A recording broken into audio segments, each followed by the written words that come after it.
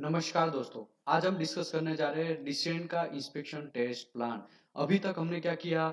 अभी तक हमने डिस्कस किया था प्रेशर वेसल जो शेल है।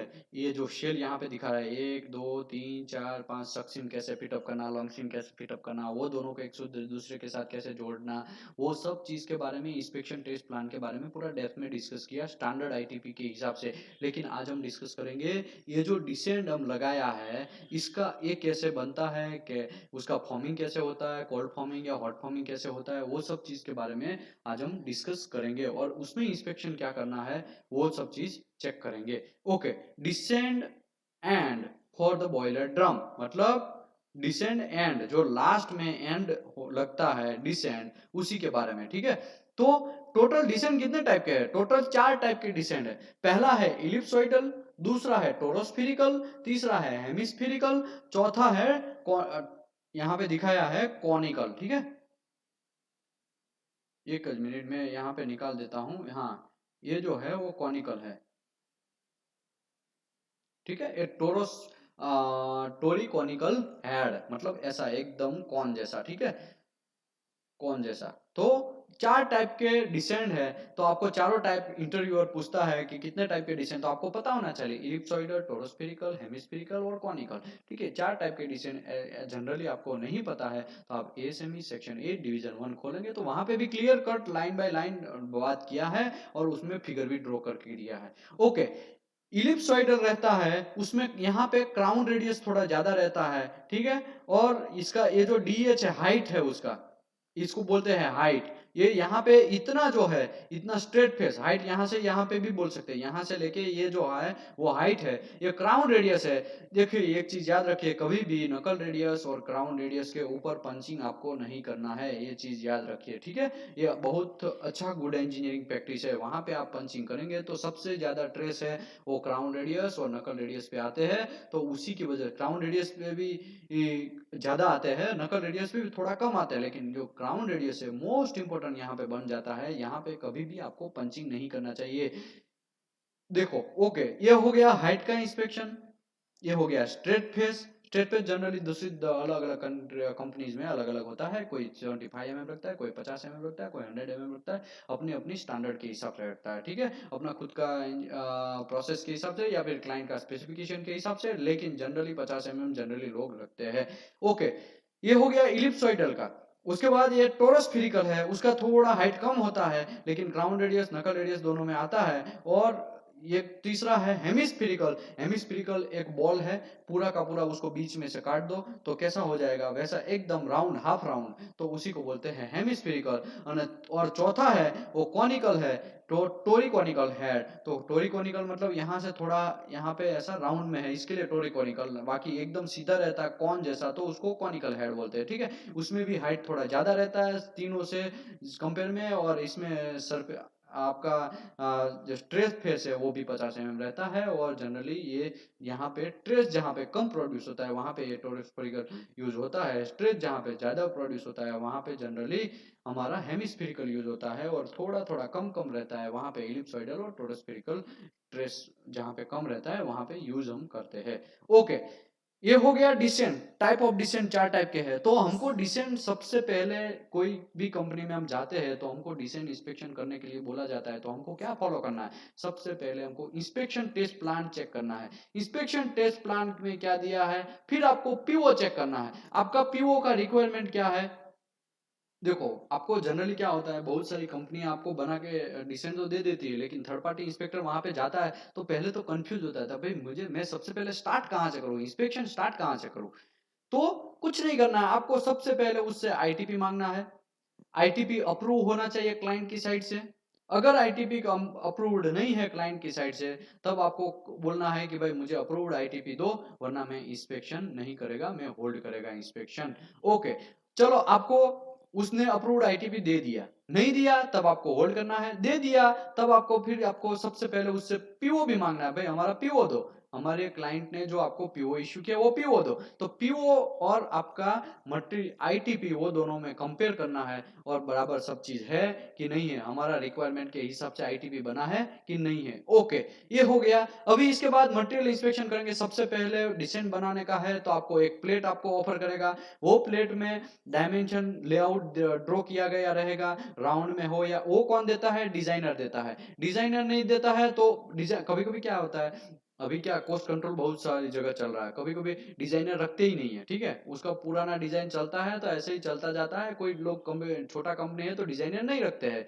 अगर डिजाइनर है तो आपको जनरली ये लेआउट जो है वो कैसे डिसेंट को फॉर्मिंग करना है उसका लेआउट आपको डिजाइनर देगा कैलकुलेशन करके। अगर डिजाइनर नहीं देता है तो आपको प्लानिंग इंजीनियर देगा। प्लानिंग इंजीनियर भी आपकी कंपनी में नहीं है तो क्वालिटी इंजीनियर को खुद कैलकुलेट करना पड़ेगा कि भाई उसका हाइट लेंथ वेट कितना रखना है एज पर आपका कोड, ठीक है। कोड में पूरा पूरा डिटेल में डिजाइन करके हुए ड्राइंग का पूरा चीज दिया गया है कि भाई जब फॉर्मिंग करना है डिजाइन को तो उसका नकल रेडियस कितना रहना चाहिए, क्राउन रेडियस कितना रहना चाहिए, और उसका स्ट्रेट फेस कितना रहना चाहिए, और उसका डायमीटर कितना रहेगा, तो आपको कैसे प्लेट काटना है, सब चीज के बारे में पूरा डेप्थ में सेक्शन 8 डिवीजन 1 में दिया गया है। ओके, अभी आपको मटेरियल ऑफर करता है, सबसे पहले प्लेट है, प्लेट का मटेरियल ऑफर करता है तो आपको क्या करना है, वो मटेरियल टेस्ट सर्टिफिकेट जो है उसको आपको सेक्शन सेक्शन 2 ए उसमें आपको कंपेयर करना है। ये देखो आपको मटेरियल टेस्ट सर्टिफिकेट जनरली कैसा देगा,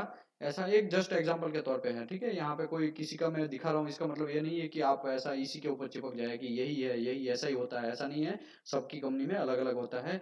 देखो यहाँ पे केमिकल कंपोजिशन है, ठीक है, क्रोम, कार्बन, क्रोम, कॉपर, मोली, निकल और नाइट्रोजन, फास्फोरस, सल्फर, कॉपर, वो सब चीज दिया गया है, ठीक है। और यहाँ पे अल्टीमेट टेंसाइल स्ट्रेंथ इतना है, उसका यील्ड इतना है, उसका एलोंगेशन इतना है, और यहाँ पे रिडक्शन ऑफ एरिया इतना है, वो सब चीज यहाँ पे दिया गया है। यहाँ पे ये सब चीज दिया गया है, ये सही है कि गलत है कैसे पता चलेगा, आपको पहले आपका मटेरियल का ग्रेड कौन सा है। एग्जाम्पल के तौर पे जनरली 516 ग्रेड 70 है ऐसा समझ लो, यहाँ पे लिखा है ऐसा कि ऐसे 516 ग्रेड 70 का आपका ग्रेड है, आपको पीओ में भी यही ग्रेड लिखा है, उसी की वजह से आपको एमटीसी में देखना है कि आपका वही ग्रेड का मटेरियल है।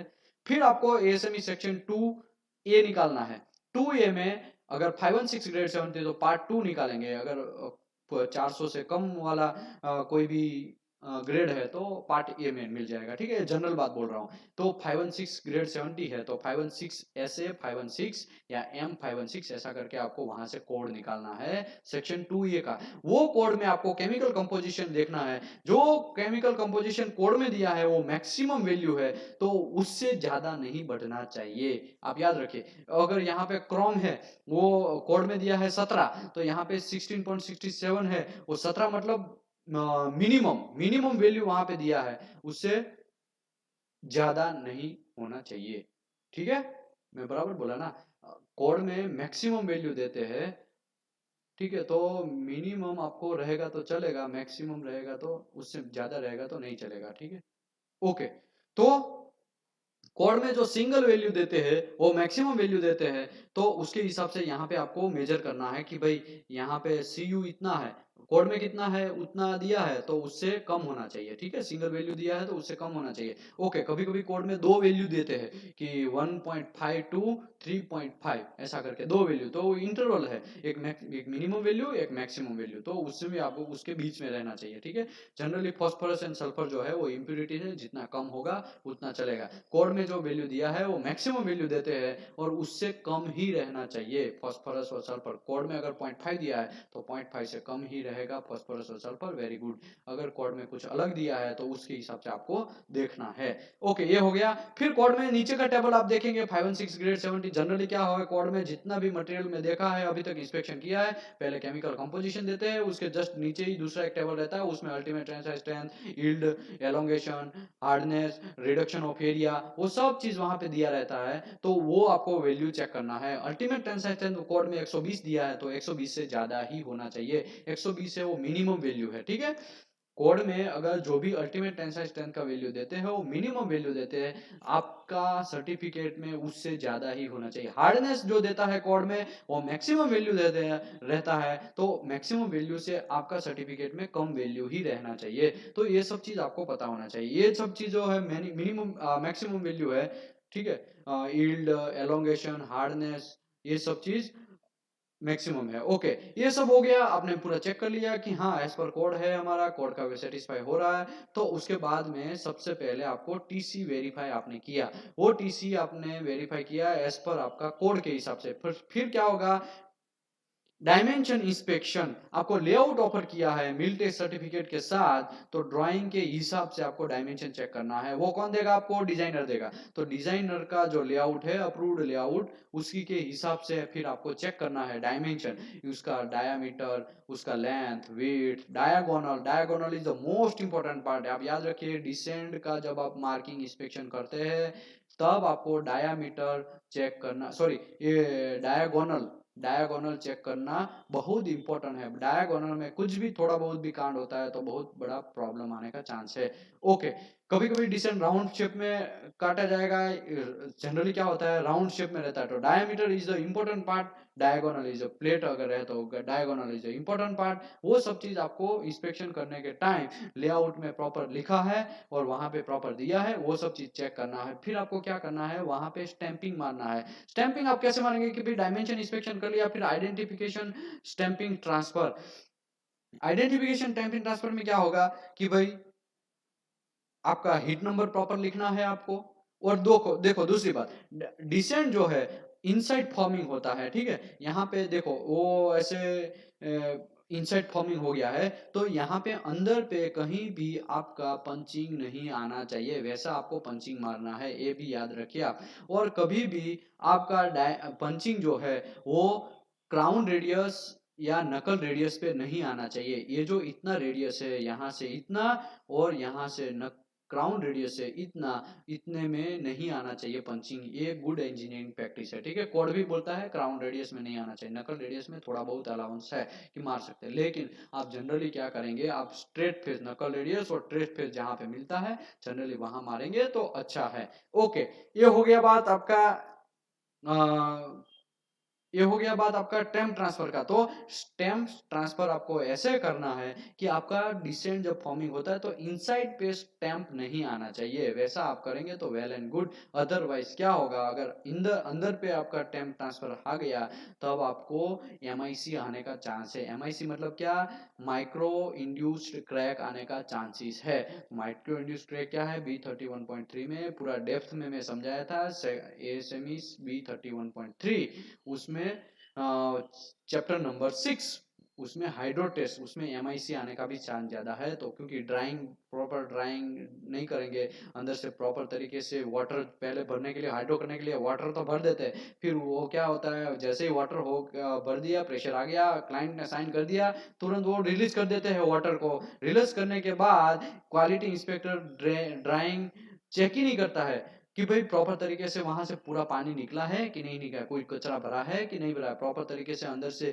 क्लीन हुआ है कि नहीं हुआ। पानी का एक बूंद भी रहेगा ना तब भी आपको वहां से कोरोजन स्टार्ट होगा, तो आपको ये सब चीज देखना है। तो एमआईसी क्रैक वहां पे आ सकता है तो यहाँ पे भी आ सकता है। During condition, during running condition में स्टैंप अंदर है तो वहां पे क्या होगा, थोड़ा डेप्थ कम हो जाएगा, थिकनेस वहां पे कम हो जाएगा, फिर वहां पे पानी थोड़ा भरेगा, या फिर लिक्विड जो पे रनिंग फ्लो है वहां पे पानी रहेगा और धीरे धीरे वहां पे सडन स्टार्ट होगा और रस्टिंग होगा और वहां से क्रैक होने का चांस है एमआईसी। ओके, आपने टेम्प ट्रांसफर किया, आपका थर्ड पार्टी का टेम्प ट्रांसफर किया, आपका क्लाइंट का टेम्प ट्रांसफर किया, वो सब चीज आपको करना है इंस्पेक्शन करने के बाद। फिर आपको यूटी ऑफ प्लेट, पूरा यूटी आपको 100% इंस्पेक्शन करना है। जैसे ही आपका प्लेट आया, मार्किंग कर दिया, उसके बाद उसे या मार्किंग से पहले भी आपको यूटी चेक करना है, क्योंकि UT is the most important part for forming. Because during forming, otherwise before forming, lamination अगर प्लेट में है तो कांड होने का सबसे बड़ा प्रॉब्लम है। तो लेमिनेशन थोड़ा भी है तब भी वो लेमिनेशन बढ़ जाएगा फॉर्मिंग, ड्यूरिंग फॉर्मिंग, ठीक है। तो आपको ये भी ध्यान रखना है कि आपको पूरा 100% यूटी चेक करना है। ओके, ये हो गया आपका बात यहाँ पे क्लियर। अभी आपको डिसेंट को फॉर्मिंग करने के लिए डालना। फॉर्मिंग में क्या होगा, सरफेस फिनिशिंग प्रॉपर चेक करना है कि कभी कभी क्या होता है आपका डिसेंट है, ये डिसेंट जब फॉर्मिंग होता है तब स्क्रैच मार्क, डाई मार्क्स, वो सब चीज आ जाते हैं यहाँ पे, अंदर पे, बाहर पे, या स्ट्रेट फेस पे, या नकल रेडियस पे, काउंट रेडियस पे, सभी जगह पे स्ट्रेच मार्क्स, या फिर आपका डाई मार्क्स, वो सब आने का चांसेस है। तो वो थिकनेस उससे कम होने का चांसेस है, तो आपको ये सब चीज देखना है। यहाँ पे देखिए स्पिनिंग होने का चांस है, या फिर डाई मार्क्स, या to be ground and smooth, और डाई मार्क्स अभी आया भी है तो उसको ग्राउंड एंड स्मूथ करना है, ग्राइंडिंग मार के उसको स्मूथियर, और आपका थिकनेस रिडक्शन नहीं होना चाहिए, ठीक है। यहाँ पे भले ही लिखा है स्मूथ, स्मूथ कर देना है, लेकिन धड़ाधड़ इतना स्मूथ कर देंगे कि थिकनेस भी डिजाइन का, डिजाइन के हिसाब से, डिजाइन में 5 mm, सॉरी डिजाइन में 20 mm थिकनेस दिया है, और आप घिसते ही जा रहे, घिसते ही जा रहे, साला 15 mm थिकनेस कर दे रहे हो, वहां तक डाई मार्क्स निकाल देते, तो वो सब चीज नहीं चलेगा। आपको डिजाइन में जो थिकनेस है उससे आप कम थिकनेस नहीं कर सकते हैं, ठीक है। तो ये ध्यान रखना है। सरफेस फिनिशिंग प्रॉपर तरीके से विजुअल इंस्पेक्शन करना है 100%, और उस 100% में क्या चेक करना है आपको, स्पिनिंग नहीं हुआ है वो, डाई मार्क्स आया है वो, और अदर कोई विजुअली पिटिंग हो रहा है तो वो सब चीज आपको चेक करना है। लेमिनेशन भी जनरली दिख जाता है पपड़ी टाइप, तो वो भी आपको देखना है कि लेमिनेशन तो नहीं हुआ है। एक बार मैं एक अंकलेश्वर में एक कंपनी में इंस्पेक्शन करने गया था, वहां पे क्या हुआ, हाइड्रो कंडीशन में चेक कर रहा था, हाइड्रो मुझे ऑफर किया, हाइड्रो में चेक करने गया तो वहां पे देखा कि ये जो डिसेंट का लॉन्ग सिम होता है, कभी कभी क्या होता है डिसेंट बड़ा रहता है, तो डिसेंट में कभी कभी बड़ा डिसेंट होने की वजह से एक ही प्लेट में से वो बन नहीं जाता है, दो प्लेट को इकट्ठा वेल्डिंग मारा जाता है, लॉन्ग सिम बनाया जाता है, फिर उसको फॉर्मिंग किया जाता है, फिर वो मार्किंग करके, फिर कटिंग करके, फिर फॉर्मिंग किया जाता है।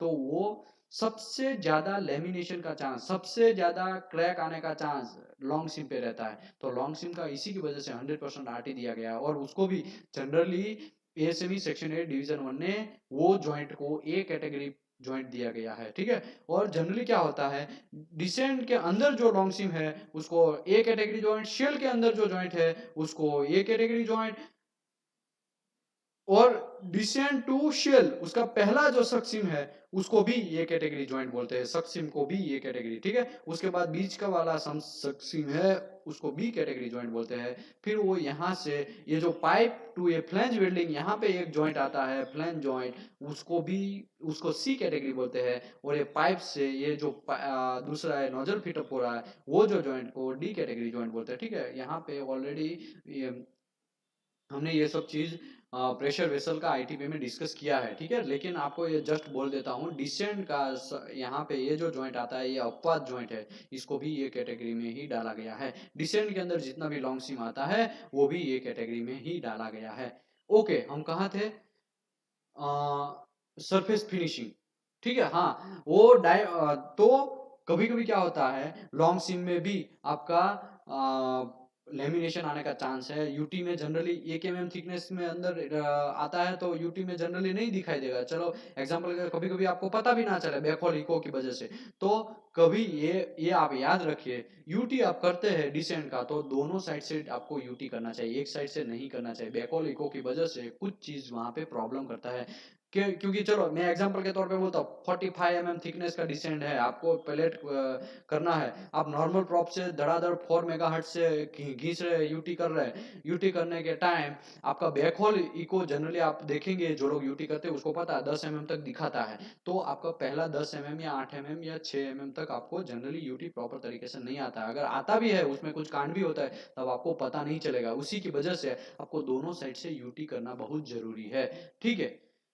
ओके, ये बात हो गया आपका सरफेस फिनिशिंग का। इंस्पेक्शन ऑफ टेम्पलेट लेआउट कैसे करना है, यहाँ पे एक फिगर दिखाया है, ऐसे आपको इंस्पेक्शन टेस्ट करना है। ये इंस्पेक्शन आप करने के टाइम आपको ये जो टेम्पलेट है वो अंदर डालना है, टेम्पलेट के बीच में ये जो गैप दिख रहा है, यहाँ पे आपको लाइटिंग दिख रहा है, वो नहीं होना चाहिए। अगर लाइटिंग है इसका मतलब वहां पे गैप है, गैप है मतलब प्रॉपर उसका फॉर्मिंग नहीं हुआ है, अभी भी उसमें कुछ रेडियस बाकी है करना, तो वापस उसको भेजना चाहिए। जनरली फॉर्मिंग कितना एक्सेप्टेबल है वो यहाँ पे लिखा होगा, टेम्पलेट से लेआउट चेक करना है, और जनरली प्रॉपर मैचिंग होना चाहिए, ठीक है। वो जो टेम्पलेट है प्रॉपर मैचिंग, वो गैप कितना तक रहता है, जनरली मैं यूज कर रहा था उस टाइम पे 3 mm 5 mm तक मैं चलाता था, 4 mm तक चलाता था, 5 mm नहीं चलाता था, लेकिन 4 mm तक एक्सेप्ट है, उससे ज्यादा नहीं है। वो भी कोड में दिया गया है कितना एक्सेप्ट है कितना एक्सेप्ट नहीं है। अगर आरटीबी में नहीं है तो आपको कोड फॉलो करना है, ठीक है। यहाँ पे अभी नहीं दिखाया है तो आपको कोड फॉलो करना है। जनरली 4 mm 5 mm मैक्सिमम ऐसा करके लिखा रहता है, ठीक है।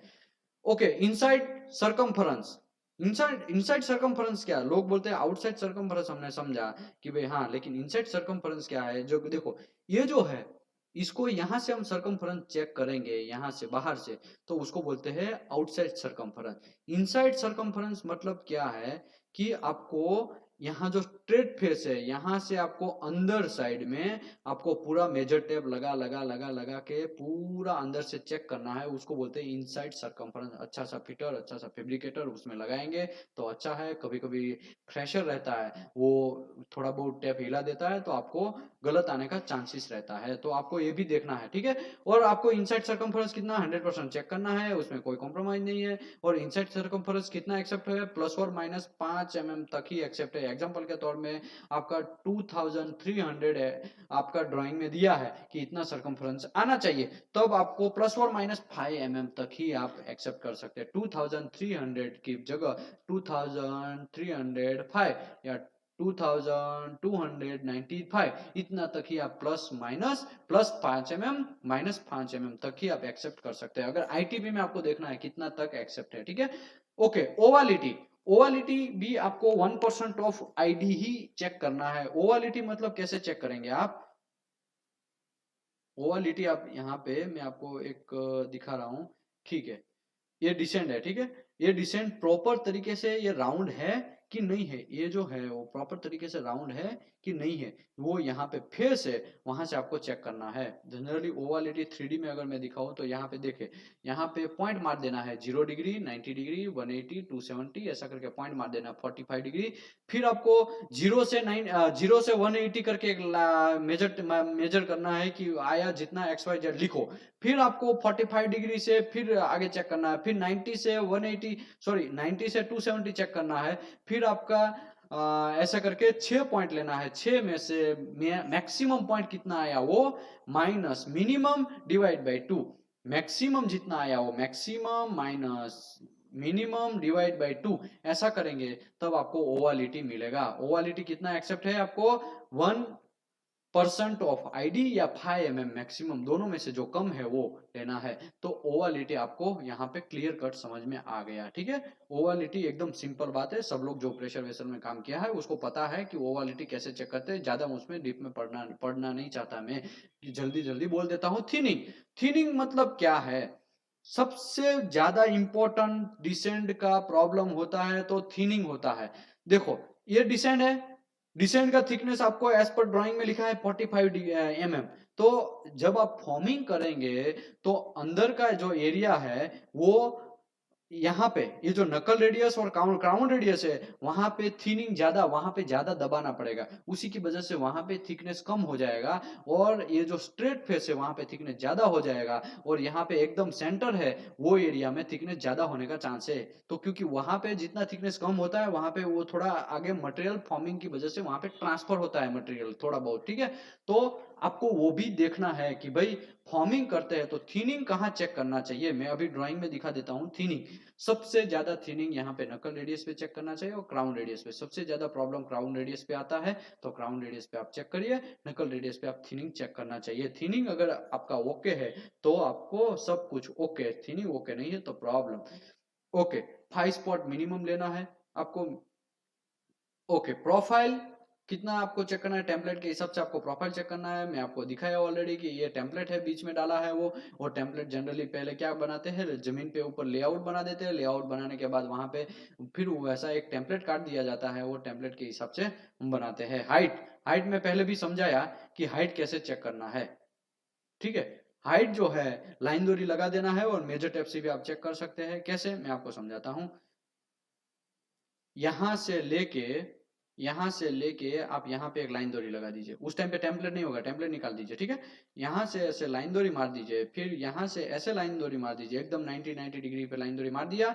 फिर आप अंदर घुसिए, अंदर ये जो लड़का बैठा है वैसा ही आप अंदर जाइए। फिर यहाँ पे आप मेजर टेप रख के फिर यहाँ से इतना जो लाइन दोरी है वहां पे इतना हाइट चेक कर लीजिए कितना आया हाइट, प्लस उसमें थिकनेस ऐड कर दीजिए, तो आपको मिल जाएगा आपका डिसेंट का हाइट, ठीक है। जनरली आपको वाटर लेवल करके भी आप चेक कर सकते हैं। सबसे पहले आपको डिसेंट को वाटर लेवल कर देना है, फिर प्लम गिराना है, प्लम गिरा के भी आप इंस्पेक्शन कर सकते हैं। ओके, ये हो गया। फिर नकल रेडियस, नकल रेडियस आपको 100% में आपको बोला कि वहां पे थिकनेस डिक्रीज नहीं होना चाहिए। नकल रेडियस पे सबसे ज्यादा कांड होता है, क्राउन रेडियस एंड नकल रेडियस, ठीक है। Straight face, straight face generally कुछ लोग 50 mm रखते हैं, कुछ लोग 75 mm रखते हैं, कुछ लोग 100 mm रखते हैं। इनसाइड एंड आउटसाइड सब जगह पे स्ट्रेट फेस चेक करना है। आपका डिसेंट है ये, ठीक है। डिसेंट मतलब ये जो है ये स्ट्रेट फेस है इतना। वो जनरली 50 mm होता है, कभी 100 mm होता है, कभी 75 mm होता है। जनरल डिसेंट में 50 mm स्ट्रेट फेस लोग रखते हैं, ठीक है। मैं जितना इंस्पेक्शन किया सभी जगह पे 50 mm ही रखता है, और ITV में भी 50 mm उसका स्पेसिफिकेशन है, या फिर उसका मटेरियल फॉर्मिंग स्पेसिफिकेशन है, वहां पे भी लिखा रहता है कि 50 mm आपको ट्रेड फेस रखना है। फिर आपको पीटी करना है, इनसाइड और आउटसाइड नकल रेडियस पोर्शन जहां पे रहता है वहां पे। नकल रेडियस पोर्शन कहां पे रहता है, तो ये जो है यहाँ पे सबसे ज्यादा थीनिंग का भी प्रॉब्लम है, सबसे ज्यादा ट्रेस वहां पे प्रोड्यूस होता है। तो नकल एंड क्राउन रेडियस पे आपको थीनिंग इंस्पेक्शन करना जरूरी है, बहुत इंपॉर्टेंट भी है। सबसे ज्यादा डिसेंट फेल होता है तो उसी की वजह से, आप ये चीज याद रखिए, ठीक है। और वहां पे सबसे ज्यादा क्रैक, लेमिनेशन और कुछ भी कांड होता है तो जनरली नकल रेडियस एंड क्राउन रेडियस पे होता है। तो आपको वो सब चीज प्रॉपर तरीके से चेक करना चाहिए। हीट ट्रीटमेंट, डिसेंट फॉर्मिंग हो गया, फिर आपको नॉर्मलाइजिंग करना है उसको। डिसेंट को नॉर्मलाइजिंग 900 डिग्री टेम्परेचर पे हीटिंग करना है, 315 तक जाना है अनकंट्रोल्ड हीटिंग। फिर आपका कंट्रोल हीटिंग आएगा, फिर 900 डिग्री। फिर आपको जो एज पर कोड जितना थिकनेस है उसके हिसाब से कोड में दिखाया है, यूसीएस 56, यूसीएस 56.1.2 10 तक वहां पे पूरा दिखाया है कि हीट ट्रीटमेंट का नॉर्मलाइजिंग अगर आप करते हैं उस टाइम पे कैसा करना चाहिए आपको हीट ट्रीटमेंट प्रोसेसिंग। तो वो सब चीज के हिसाब से आपको बढ़ना चाहिए। थिकनेस अगर 100 mm है तब आपको 25 mm है, सॉरी चलो 25 mm है तो 1 घंटा तक आपको होल्डिंग करना है। 50 mm है 2 घंटा, 75 mm 3 घंटा, और 100 mm तो 4 घंटा आपको सॉकिंग टेम्परेचर रखना है। ओके, ये हो गया soaking and holding, soaking temperature, soaking को ही होल्डिंग टेम्परेचर बोलते हैं, ठीक है। फिर आप लेमिनेशन चेक करेंगे, वापस यूटी करेंगे। पहले तो आपने यूटी किया ही था, फिर इसके बाद फॉर्मिंग करने के बाद वापस यूटी करेंगे, 100% यूटी करना है। फिर विजुअल इंस्पेक्शन करेंगे और स्टैम्प ट्रांसफर अगर चाहिए तो करेंगे। ओके, अभी इंस्पेक्शन रिलीज नॉट, फिर आपको क्या होगा, सबसे पहले इंस्पेक्शन रिलीज नॉट देना पड़ेगा। Inspection release final dimension inspection करेंगे, फाइनल एक बार वापस चेक करेंगे पूरा डिसेंट अच्छी तरीके से, और फिर आप रिलीज नॉट दे देंगे कि हाँ हमारा मटेरियल एज पर रिक्वायरमेंट के हिसाब से, एज पर पीओ के हिसाब से आया है। Okay, WPS, PQR, WQT, welding technological sheet, WTS वो सब चीज होना चाहिए। मटेरियल टेस्ट सर्टिफिकेट होना चाहिए, मैन्युफैक्चरिंग रिकॉर्ड रखना है आपको, और ऑल रिक्वायर्ड इंस्पेक्शन रिकॉर्ड रखना है। ओके, एनडीटी प्रोसीजर जो है वो भी आपको फॉलो करना है। आर का मतलब रिव्यू। आपको अगर यहाँ पे होल्ड पॉइंट में देखिए, यहाँ पे आपका ये एक कंपनी है, ये मतलब आपका कंपनी है मैन्युफैक्चरर कंपनी, यहाँ पे होल्ड पॉइंट है, इसका मतलब आपको 100% चेक करना है। होल्ड पॉइंट मतलब आप इंस्पेक्शन बिना इंस्पेक्शन करके आगे नहीं बढ़ सकते हैं। एक मिनट में एक एग्जांपल के तौर पे यहाँ पे दिखाता हूँ, ठीक है। ये है होल्ड पॉइंट, ये मटेरियल आइडेंटिफिकेशन आपका होल्ड पॉइंट है। तो होल्ड पॉइंट मतलब आप चेकिंग किए बिना आगे नहीं बढ़ सकते, एक भी स्टेप नहीं ले सकते, ठीक है। रिव्यू, रिव्यू का मतलब आपको खाली जस्ट डॉक्यूमेंट वेरीफाई करना है और कुछ नहीं है। सर्वेलेंस, सर्वेलेंस मतलब क्लाइंट, अगर यहाँ पे सर्वेलेंस लिखा है, क्लाइंट में एस लिखा है, ठीक है, एस लिखा है, या यहाँ पे भी एस लिखा है, तो इसका मतलब ये हुआ सर्वेलेंस मतलब कभी भी आप इंस्पेक्शन कर सकते हैं, उसमें कोई कॉम्प्रोमाइज नहीं है। आप कभी भी ऑन जॉब पे जा सकते हैं और कभी भी चेक कर सकते हैं किसी को अल्टीमेशन दिए बिना। ओके, होल्ड पॉइंट हो गया। अगर आपका क्लाइंट का होल्ड पॉइंट है तो आपको मेल डालना है कि भाई आपका होल्ड पॉइंट है, हमारा मटेरियल इस दिन पे प्रिपेयर हो जाएगा, आप आ जाइए चेक करिए। तो वो अल्टीमेशन डालने के बाद जब तक क्लाइंट नहीं आता है तब तक आपको आगे नहीं बढ़ना है, उसको बोलते हैं होल्ड पॉइंट। रिव्यू मतलब आप कभी भी होल्ड पॉइंट जब चेक करने आता है, विटनेस चेक करने आता है, सर्वेलेंस चेक करने आता है, तभी भी आप कोई भी डॉक्यूमेंट रिव्यू करवा सकते हैं, डॉक्यूमेंट चेकिंग करवा सकते हैं, कोई प्रॉब्लम नहीं है। विटनेस का मतलब ये हुआ कि भाई आपको अल्टीमेशन दे देना है कि सर हमारा प्रोडक्ट ये दिन पे ये स्टेज पे आ जाएगा, आपका विटनेस है, आप आ जाओ। अगर वो नहीं भी आता है तब भी आपको आगे बढ़ जाना है, कोई प्रॉब्लम नहीं है। लेकिन अगर आप वो आता है विटनेस पॉइंट में तो आपको उसको इंस्पेक्शन करवाना है, विटनेस करवाना है। अगर नहीं आता है तब कोई बात नहीं, आप आगे बढ़ सकते हैं। लेकिन होल्ड पॉइंट में ऐसा नहीं, होल्ड पॉइंट में आपने अल्टीमेशन दिया कि सर हमारा इंस्पेक्शन है, आपका होल्ड पॉइंट में आ जाओ, जब तक वो नहीं आता है तब तक आपको आपका जॉब रुकवा के रखना है, आप आगे नहीं बढ़ सकते। सर्वेलेंस मतलब कभी भी क्लाइंट आता है और कभी भी चेक कर सकता है।